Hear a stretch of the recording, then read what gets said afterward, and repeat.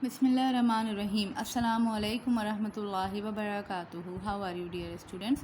ये आपके उर्दू का पीरियड है। पहले हम दुआ पढ़ लेते हैं।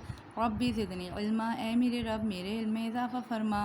बेटा अपनी किताब का सफ़ा नंबर 33 खोलिए, पेज नंबर 33।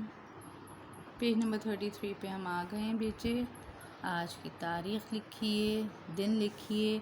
आज हम करेंगे अल्फ़ाज़ मुतज़ाद। अल्फ़ाज़ मुतज़ाद क्या होते हैं?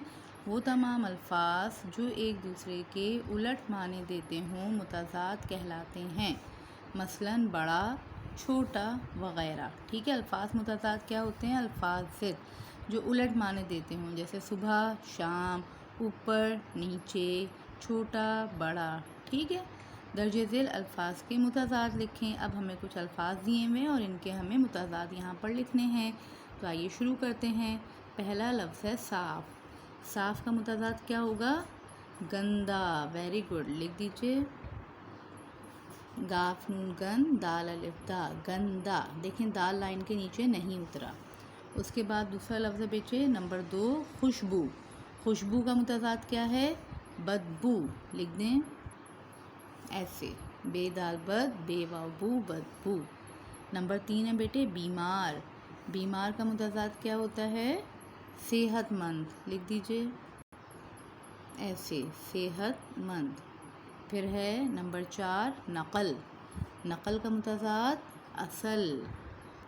देखें असल ऐसे लिखते हैं, स्वाद के बाद शोशा आता है। फिर है बेटे नंबर 5 शुरू। जब कोई चीज़ शुरू की जाती है फिर वो क्या हो जाती है? ख़त्म। ख़त्म लिख दीजिए खे ते मीम ख़त्म। ठीक है। और मीम जो है वो लाइन के नीचे आएगा। नंबर 6 ज़मीन। ज़मीन का मुतज़ाद आसमान। अलिफ मदा सीन आस, मीम अलिफ मा नून, आसमान। नून भी लाइन के नीचे आता है। नंबर 7 इज़्ज़त। इज़्ज़त का मुतज़ाद क्या होता है? ज़िल्लत।